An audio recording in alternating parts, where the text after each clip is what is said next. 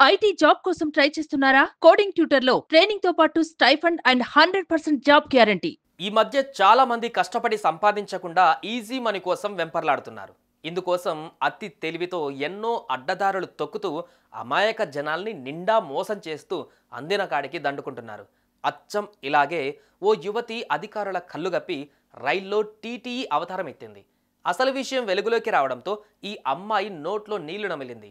దీనికి సంబంధించిన వీడియో ప్రస్తుతం వైరల్గా మారుతోంది.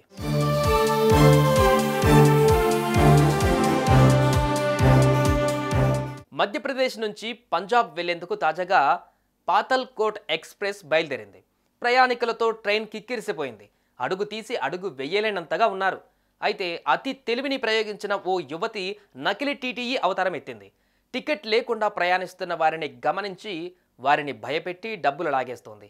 ఇలా ఈ యువతి రైల్లోని అన్ని బోగీలు చుట్టేస్తూ ప్రయాణికుల వద్ద డబ్బులు గుంజుతోంది. అయితే ఈ యువతి తీరుపై అనుమానం రావడంతో కొందరు ప్రయాణికులు మీ ఐడి చూపించాలని సుతిమెత్తంగా అడిగారు. దీనికి ఆమె విననట్లుగా కటింగ్ ఇచ్చింది.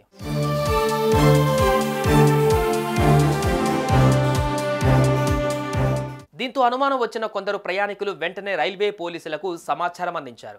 హుటాహుటిన రైల్లోకి ప్రవేశించిన పోలీసులు ఆ యువతిని ప్రశ్నించగా నోట్లో నీళ్లు నమిలింది. ఇదే సమయంలో ఆమె వద్ద ఉన్న ఐడి కార్డును పరిశీలించగా నకిలీ టీటీఈ అవతారమెత్తిందని నిర్ధారించుకున్నారు. అనంతరం ఆ యువతిని అదుపులోకి తీసుకున్న పోలీసులు పోలీస్ స్టేషన్కు తరలించారు. ఇదంతా కొందరు ప్రయాణికులు తమ సెల్ ఫోన్లో వీడియో తీసుకున్నారు. దీన్నే సోషల్ మీడియాలో పోస్ట్ చేయడంతో క్షణాల్లో వైరల్గా మారింది. ఈ వీడియోను చూసిన నెటిజన్స్ వామ్మో ఈ మధ్య ఇలా కూడా చేస్తున్నారా అంటూ కామెంట్ చేస్తున్నారు.